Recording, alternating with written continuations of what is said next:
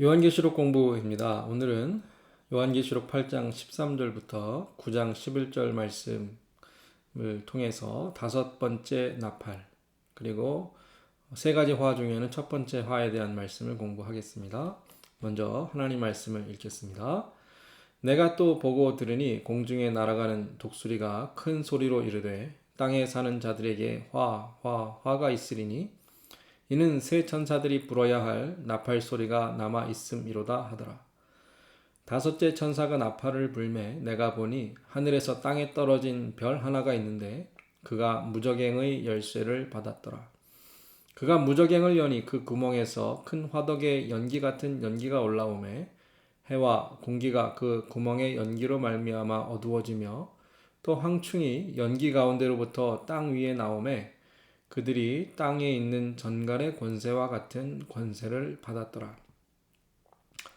그들에게 이르시되 땅에 풀이나 푸른 것이나 각종 수목은 해하지 말고 오직 이마에 하나님의 인침을 받지 아니한 사람들만 해하라 하시더라. 그러나 그들을 죽이지는 못하게 하시고 5달 동안 괴롭게만 하게 하시는데 그 괴롭게 함은 전갈이 사람을 쏠 때의 괴롭게 함과 같더라. 그날에는 사람들이 죽기를 구하여도 죽지 못하고 죽고 싶으나 죽음이 그들을 피하리로다. 황충들의 모양은 전쟁을 위하여 준비한 말들 같고 그 머리에 금 같은 관 비슷한 것을 썼으며 그 얼굴은 사람의 얼굴 같고 또 여자의 머리털 같은 머리털이 있고 그 이빨은 사자의 이빨 같으며 또 철 호심경 같은 호심경이 있고 그 날개들의 소리는 병거와 많은 말들이 전쟁터로 달려 들어가는 소리 같으며 또 전갈과 같은 꼬리와 쏘는 살이 있어 그 꼬리에는 5달 동안 사람들을 해하는 권세가 있더라. 그들에게 왕이 있으니 무저갱의 사자라. 히브리어로는 그 이름이 아바돈이요 헬라어로는 그 이름이 아볼루온이더라. 화 이렇게 시작하고 있는데요. 이 세 가지 화는 앞에 네 번의 나팔 재앙에 이어지는 하나님의 심판이죠. 이 세 번의 화가 있습니다. 9장 12절에 보면 첫째 화는 지나갔다. 오늘 말씀을 공부하는 내용이 첫째 화에 대한 것이고요. 보라 아직도 그 이후에 화 둘이 이르리로다 그렇게 말씀하시고 11장 14절에 둘째 화까지 말씀하고 마지막 셋째 화가 임할 것이다. 세 번의 화가 이어집니다. 세 번을 반복하고 있죠. 요한계시록에 또 등장하는 또 다른 세 번 반복되는 말씀이 거룩에 대한 말씀이죠. 하나님을 찬양하면서 거룩하다, 거룩하다, 거룩하다. 더 이상 표현할 수 없는 하나님의 완전하심, 충만하심을 찬양할 때 천사들과 성도들이 세 번을 반복하고 있는데 그것과 비교한다면 이제 임할 재앙, 하나님의 심판, 이 화도 마찬가지로 극심하고 무서운 그 앞에서 공부한 네 번의 나팔 재앙과 비교해 볼 때도 훨씬 더 크고 무서운 재앙이 이제 찾아온다라는 것입니다. 그 화를 당하는 재앙이 임하는 사람들이 누굴까요? 13절에 보니까 땅에 사는 자들을 그랬습니다. 땅에 사는 자들이 누구입니까? 요한계시록에서는 하늘과 또 그 가운데 거하는 자들이 있고 땅에 사는 자들이 있습니다. 우리 모두가 이 땅에 살고 있지만 그 신분이, 그 소망이, 그 믿음이 하늘에 속한 성도들이 있고 하나님의 나라와 상관없이 이 땅을 전부로 알고 사는 그러한 사람들이 있는데 이 무서운 재앙은 이 땅에 사는 자들, 그들에게 임할 것입니다. 그들은 다른 곳에서는 짐승에게 경배하는 자들이고 성도를 대적하여 죽인 자들이고 생명책에 기록되지 못한 자들입니다. 이 재앙이 임하기 전에 하나님의 경고가 있습니다. 독수리가 이 재앙을 외치고 있는데 독수리는 힘의 상징이죠. 하늘 높이 날 수 있는 새, 그것이 독수리입니다. 그런데 왜 독수리가 이 재앙을 전할까요? 이 땅의 모든 사람들이 이 경고의 말씀을 듣고 또 그 내용을 알아야 하기 때문에. 그래서 보면 공중에 날아가는 독수리, 또 큰 소리로 말하는 독수리. 독수리가 경고한 이후에 또 나팔 소리가 이어지는데, 이 모든 것은 모두가 보고 듣고 알아야 할 내용이기 때문입니다. 사실 과거에 옛날에는 한 지역에서 일어난 사건이 온 세상에 전해지지도 않았고 또 세상 다른 사람들에게는 영향도 없었습니다. 그런데 지금 우리가 사는 시대는 어떻습니까? 많은 재앙들이 온 세계를 떠들썩하게 하고 또 모두가 알 뿐 아니라 모두가 함께 고통받는 전 세계의 온 세상의 재앙으로 점점 더 커져가고 있죠. 하나님의 경고의 말씀은 한두 사람, 소수의 사람들이 아니라 모두가 듣고 보아야 할 그러한 경고이다. 그것을 우리가 알아야 합니다. 이제 첫 번째 화가 시작되는데 그 화의 출발은 무저갱에서 출발합니다. 하늘에서 땅에 떨어진 별 하나가 무저갱의 열쇠를 받아 무저갱을 열었다 그랬는데, 이 천사가 누구인지에 대한 궁금함이 있을 겁니다. 쉽게 생각해 보면 하늘에서 땅에 떨어졌다, 이것은 타락한 천사가 아닐까, 사탄이 아닐까, 그렇게 생각할 수 있는데, 중요한 것은 그 별이 무저갱의 열쇠를 받았고 그 무저갱을 열 수 있는 권세를 가지고 있다. 그렇게 생각한다면 타락한 천사나 마귀라기보다는 하나님의 일을 수행하는 천사로 보는 것이 맞습니다. 또 20장 1절에도 보니까 천사가 무저갱의 열쇠와 큰 쇠사슬을 그의 손에 가지고 하늘로부터 내려와서, 이런 말씀을 있거든요. 이 말씀과 연결해서 생각한다면 오늘 첫 번째 화를 시작하는 그 출발은 하나님의 명령에 따라 그 무저갱의 열쇠로 무저갱을 여는 천사의 일을 통해 시작됩니다. 여러 번 반복하고 또 강조해서 말씀드렸지만 이 땅에 일어나는 모든 재앙 또 심판은 누가 주장하시고 누가 통치하시는가? 어린 양 예수 그리스도. 일찍 죽임을 당하시고 또 살아나신 어린 양께서 하나님의 손에서 그 인봉된 책을, 두루마리를 받으시고 그 인을 하나씩 뗄 때마다 이 땅의 역사가 실천되고 또 이루어진다. 그것을 우리는 잊지 말아야 합니다. 이 무저갱, 이것도 마찬가지죠. 이 무저갱의 열쇠를 누가 갖고 계시는가? 한 번 열면 닫을 자가 없고 닫으면 열 자가 없는 그 분이 바로 우리 주님이시죠. 무저갱은 그 말 그대로 하면 끝이 없는 굴, 그래서 영어로 bottomless pit, 헬라어로 보면 아부소스, 아비스라고 말하는, 말은 그렇습니다. 끝이 없는, 그 깊이를 알 수 없는 굴이다. 그런데 그 굴은 어떤 것인가 하면 사탄을 가두는 감옥입니다. 계시록 20장 2절과 3절에 보면 용을 잡아서, 마귀와 사탄이라고 하는 용을 잡아서 결박하여 무저갱에 던져놓고 그 위를 잠그고 인봉했다. 그런 말씀이 있거든요. 그러니까 사탄을 가두는 옥. 그러면 그 옥의 문을 열고 누군가가 나오게 한다면 누가 나올까요? 사탄과 사탄을 추종하는 악한 영들이 나오지 않겠습니까?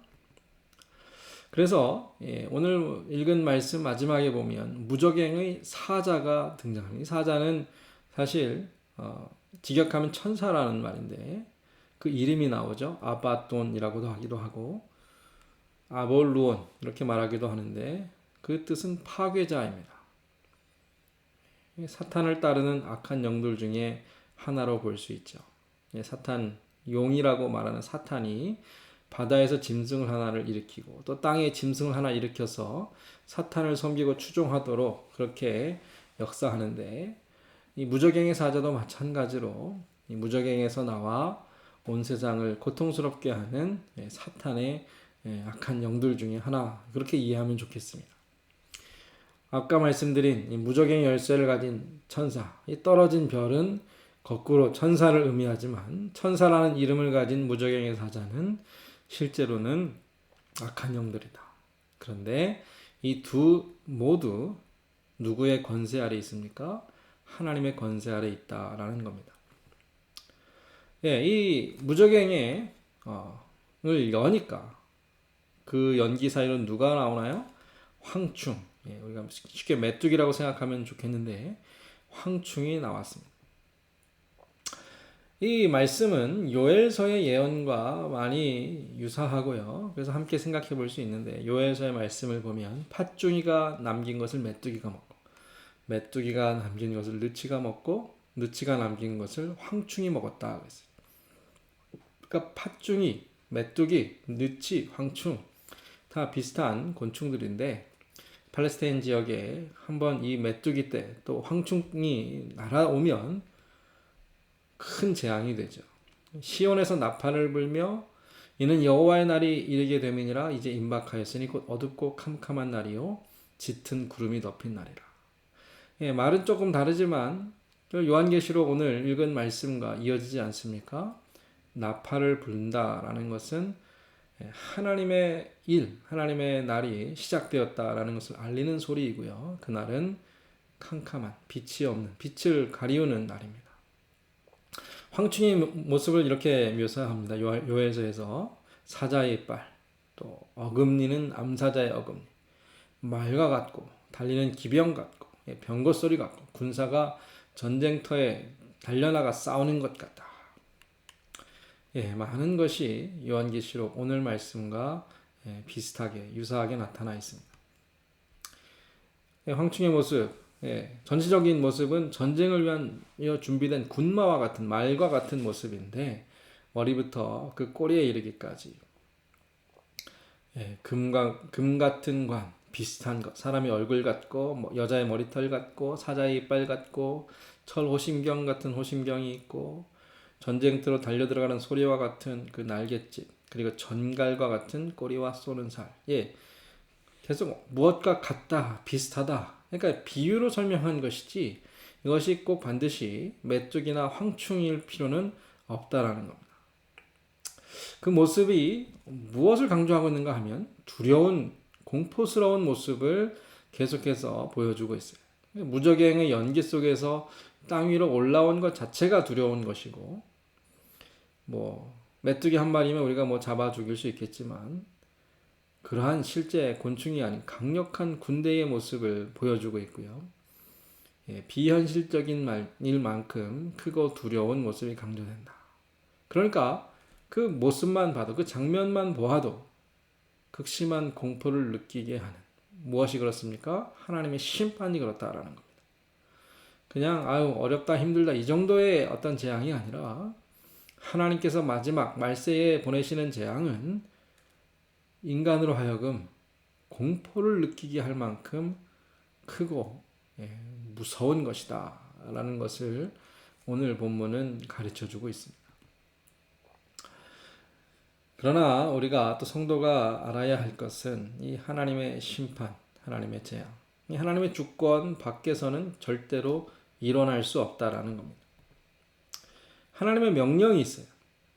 그러니까 원래 풀과 나무를 해하는 것이 메뚜기, 황충의 재앙이죠. 그런데 이상하게도 그것을 금하십니다. 땅의 풀이나 푸른 것이나 각종 수목은 해하지 말고 대신 이마에 하나님의 인침을 받지 아니한 사람들만 해하라. 그러니까 자연재앙, 자연의 날마다 반복되는 어떤 그러한 현상으로 이해할 수 없는 기이한 일들, 이상한 일들이 나타나게 되는데 그것이 하나님께서 보내신 심판이죠. 우리가 앞서 본 7장 3절에 보면 우리 하나님의 종들의 이마에 인치기까지 땅이나 바다나 나무들을 해하지 말라 그랬어요.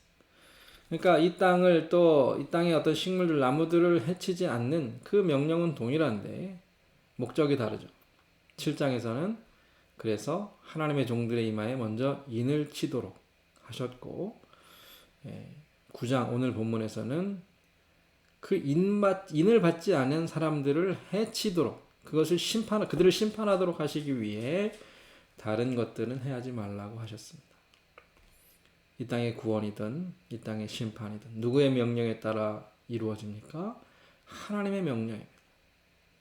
어떤 환경이 오염되고 또 자연의 어떠한 그러한 그 법칙들이 깨어져서 어떤 인간의 어떠한 그 실수로 일어난 재앙일 수 있지만 그 이전에 그 뒤에는 하나님의 명령과 하나님의 섭리가 있다라는 겁니다. 실제 재앙의 내용이 꼭 메뚜기일 필요는 없죠. 기근을 불러오는 다른 자연 재해일 수도 있고 전쟁일 수도 있고 또 전갈처럼 찌르는 또 쏘는 독이 있다라고 했는데 질병도 큰 인류의 재앙이 될 수 있습니다.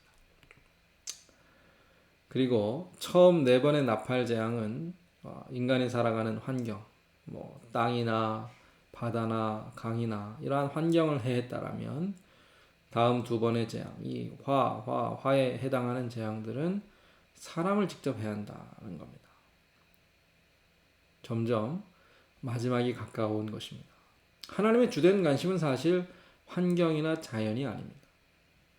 사람들은 말합니다. 환경이 파괴되면 지구가 멸망할 것이다. 그러나 성경의 말씀은 무엇이죠? 인간의 죄악 때문에 오히려 생태계가 고통을 당하고 지구가 멸망하는 이유도 인간의 죄악 때문입니다.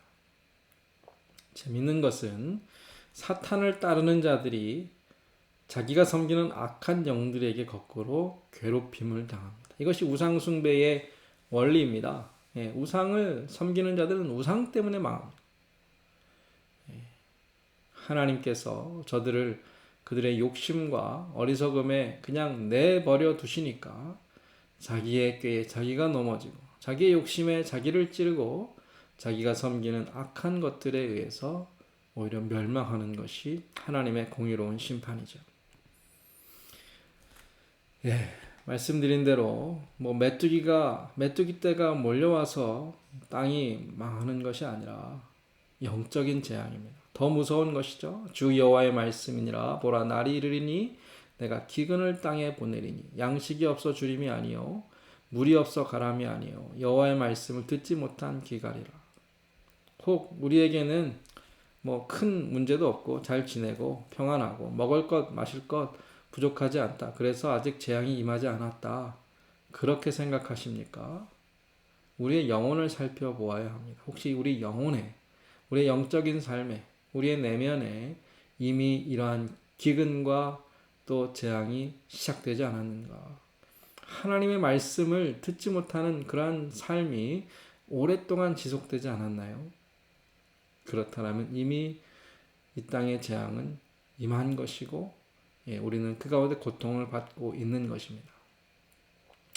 오늘 말씀에서 참 안타까운 것은 황충의 괴롭힘을 받는 사람들. 죽을 만큼 그래서 차라리 죽는 것이 낫겠다라고 제발 죽고 싶다라고 했던 그러한 사람들. 그런데 무엇은 하지 않는가요? 회개는 하지 않습니다. 하나님께는 절대로 돌아가지 않는 차라리 죽었으면 좋겠다. 그러나 나는 하나님께로는 돌아가지 않겠다. 그들이 멸망하는 이유입니다. 하나님의 심판이 유한한 심판이라 그랬는데 하나님께서 그 고통의 기간과 크기를 정해 놓으셨습니다. 하나님께서 정하신 한도가 있고 명령과 어떠한 뜻이 정해져 있습니다. 그래서 푸른 것, 수목을 해치지 말라는 명령이 있었죠. 그리고 하나님의 인침을 받지 아니한 사람들만 해야 하도록 그 범위를 제한하셨습니다. 그리고 5달 동안 죽이지 말고 괴롭게만 하라. 그 시간과 크기가 정해져 있습니다. 그 기간을 넘길 수 없습니다. 5달 이상 괴롭힘을 당하지 않을 겁니다. 그런데 거꾸로 그보다 덜하지는 않습니다. 그 기간은 다 채워야 합니다. 심지어 죽는 것도 하나님의 정하신 때가 아니면 허락되지 않았다. 스스로 목숨을 끊으려 해도 하나님께서 정하신 그 날이 아니면 인간은 죽을 수조차 없는. 그래서 9장 15절에 보면 그 년, 월, 일, 시에 이르러 사람 3분의 1을 죽이기로 준비된 자들 그랬는데 이후에 두 번째로 일어나는 그 여섯 번째 나팔 소리를 듣는 그때에 인구의 3분의 1이 죽는 일이 나타나는데 그것 하나님께서 정하신 일입니다. 우리 마음대로 할 수 없습니다. 하나님께서 그들이 받을 고통을 감하지 않고 모든 형벌을 다 받게 하시는 것. 하나님의 공의로운 심판의 내용입니다. 오늘 다섯째 나팔, 또 첫 번째 화에 해당하는 다섯째 나팔 재앙을 보았는데요. 오늘 말씀이 무엇을 가르쳐주고 있습니까? 하나님의 심판은 우리가 절대로 가볍게 볼 만큼 가벼운 것이 아닙니다. 온 인류가 두려워하고 고통하며 차라리 죽기를 구할 만큼 무서운 심판인데 그러나 성도에게 주시는 위로는 무엇입니까? 그 심판은 하나님의 인을 받지 아니한 사람들, 하나님을 대적하고 교회와 성도들을 핍박하고 이 땅을 전부로 알고 살아가는 자들에게 임할 것입니다. 우리는 어떠한 자들입니까? 하나님의 나라를 기업으로 받은 하나님께 속한 하늘에 사는 거하는 사람들입니다. 그러한 우리의 정체성과 믿음을 다시 한번 기억하고 이 땅의 어려움과 환난 속에서도 담대한 믿음을 잃지 않는 성도님들 되었으면 좋겠습니다. 오늘 공부를 마치겠습니다.